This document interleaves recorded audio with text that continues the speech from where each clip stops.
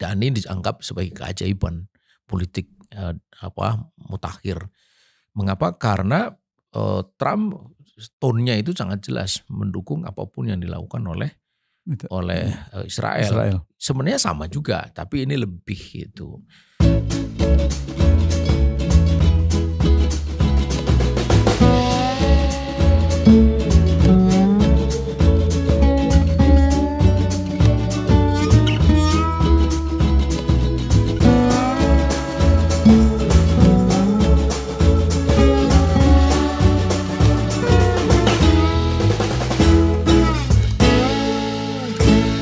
Bismillahirrahmanirrahim. Assalamualaikum warahmatullahi wabarakatuh.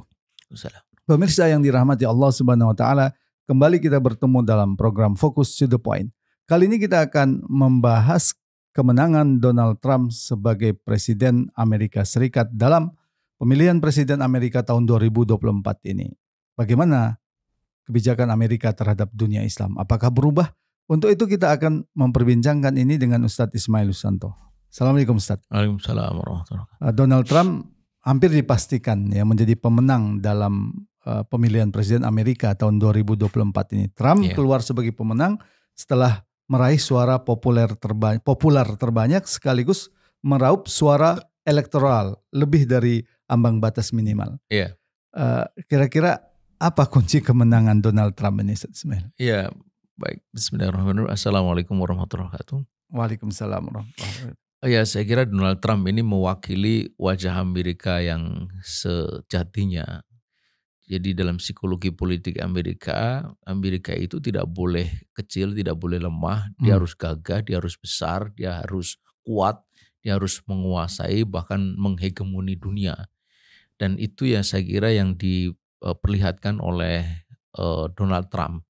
Make America Great Again. Nah, itu kan satu narasi yang saya kira faktanya kemudian cukup mempesona. Meskipun kemenangan ini kemenangan yang tidak mudah. Ketika dulu dia melawan Hillary Clinton itu kemenangannya cukup telak gitu. Kalau tidak salah itu selisihnya lebih dari 100 suara ya elektoral gitu. Sementara dengan Kamala Harris ini hanya terpaut kalau nggak salah 29 electoral vote. Satu jumlah yang saya kira cukup tipis, itu mungkin hanya beberapa negara bagian saja. Karena itu sebelumnya banyak juga orang yang optimis bahwa ini saatnya Amerika punya presiden perempuan. Tapi faktanya kemudian tetap saja Donald Trump dengan figuritas begitu rupa ya menampilkan satu wajah yang berbau-bau chauvinistik gitu ya. Jadi sebuah pandangan ideologi nasional yang sangat radikal gitu. Itu mendapatkan sokongan yang ya faktanya melebihi dari apa yang didapat oleh Kamala Harris itu. Ya, kita langsung bagaimana kebijakan Donald Trump ke depan ya terkait dengan dunia Islam ya. Kalau dibandingkan juga dengan kebijakannya sebelumnya, kan apakah ada perubahan yang signifikan? Ya. Setiap kali kita bicara tentang Amerika pasti kita bicara tentang dua hal yang utama. Pertama politik dalam negerinya dan yang kedua politik luar negerinya. Pemilu yang kemarin itu pemilu yang baru lalu itu sebenarnya pertarungan tentang politik dalam negeri. Karena ini bicara tentang pemilih, dan pemilih itu pasti bicara tentang apa yang mereka akan dapatkan dan apa yang akan mereka mendapatkan perlakuan atau apa yang presiden akan lakukan terhadap mereka gitu. Mereka tentu tidak akan terlalu jauh memikirkan bagaimana politik luar negeri Amerika yaitu. Karena itulah sebenarnya ini wajah tentang bagaimana warga Amerika itu memandang dirinya dan siapa yang pemimpin yang paling diharap untuk memberikan kebaikan kepada mereka. Itu satu ya. Nah di titik itu kita sesungguhnya justru tidak punya kepentingan ya. Sebagaimana pernah waktu itu ditanyakan oleh salah seorang sekretaris dari Kedutaan Besar Amerika sesaat saya kembali dari undangan memenuhi acara undangan Harvard University Harvard Law School untuk sebuah konferensi internasional di sana tentang impresi setelah saya melihat Amerika. Saya bilang sikapun itu baik, maka itu kebaikan itu menyangkut politik dalam negeri itu. Sementara yang selama ini kita persoalkan adalah politik luar negeri Amerika. Nah, berbicara tentang politik luar negeri Amerika terhadap dunia Islam khususnya, itu hampir tidak ada perbedaan antara satu presiden dengan presiden lain. Apa intinya? Intinya adalah bahwa satu Israel first itu jelas. Karena itu kita melihat pada apa yang menjadi pandangan Donald Trump dan Kamala itu hampir sama sebenarnya. Israel first itu dalam politik luar negeri mereka. Bahkan dalam konteks perbandingan Trump itu lebih first lagi ketimbang Kamala. Itulah yang membuat Benjamin Netanyahu itu begitu antusias menyambut kemenangan Donald Trump. Dan ini dianggap sebagai keajaiban politik mutakhir. Mengapa? Karena Trump tone-nya itu sangat jelas mendukung apapun yang dilakukan oleh Israel. Sebenarnya sama juga, tapi ini lebih itu. Jadi itu yang pertama. Kemudian yang kedua, pasti juga tetap melihat dunia Islam itu dalam kacamata ada dua. Jika tidak bisa ditaklukkan, ya harus dihancurkan. Dan itu pula yang kita bisa lihat pada apa yang dilakukan oleh Amerika terhadap Afghanistan, terhadap Irak dan seterusnya gitu.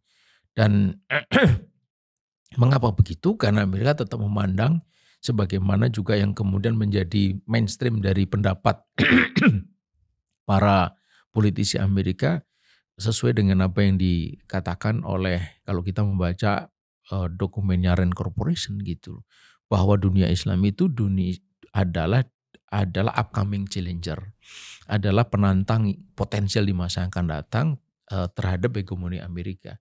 Karena tidak ada lagi, jikapun ada itu adalah Cina dan Rusia gitu.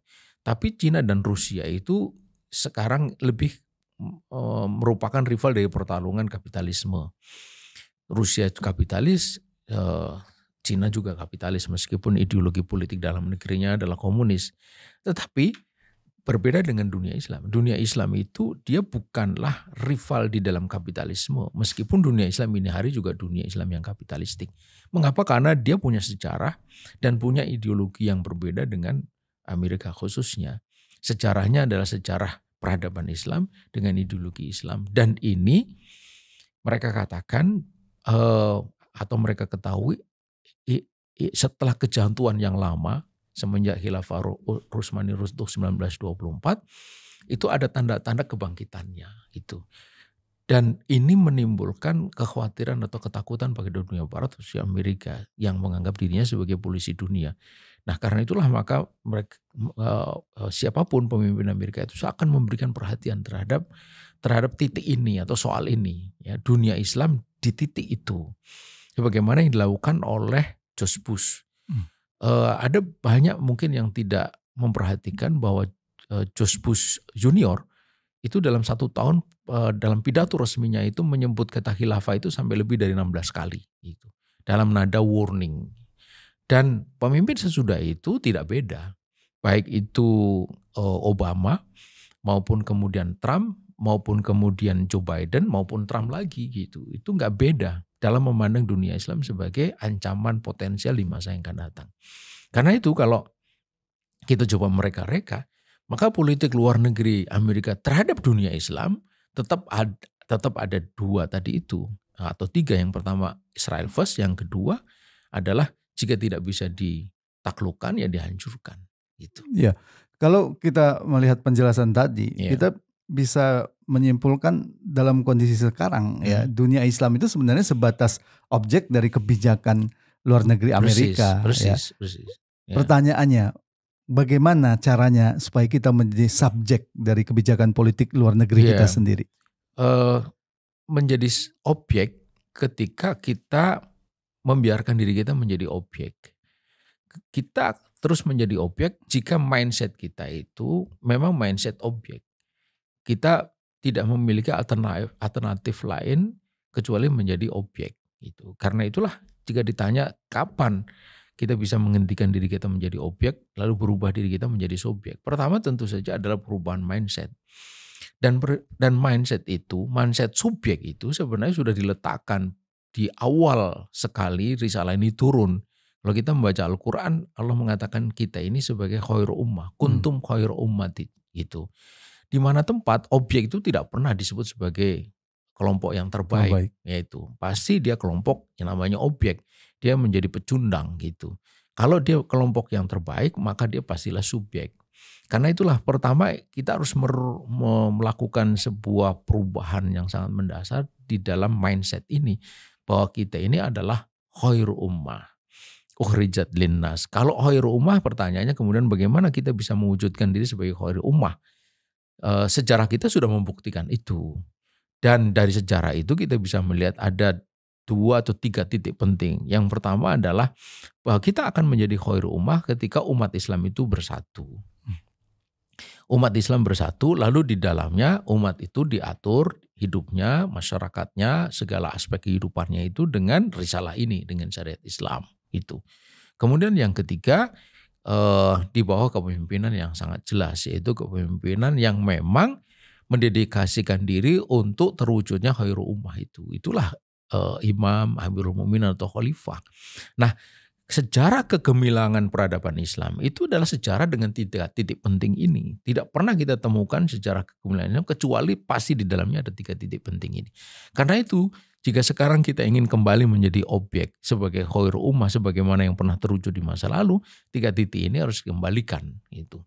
Selama kita menghindar dari 3 titik ini, maka selama itu pula kita tidak akan mungkin menjadi subjek. Kita akan terus-menerus menjadi objek gitu. Bagaimana tidak menjadi objek jika sistem yang kita pakai itu adalah sistem kapitalis.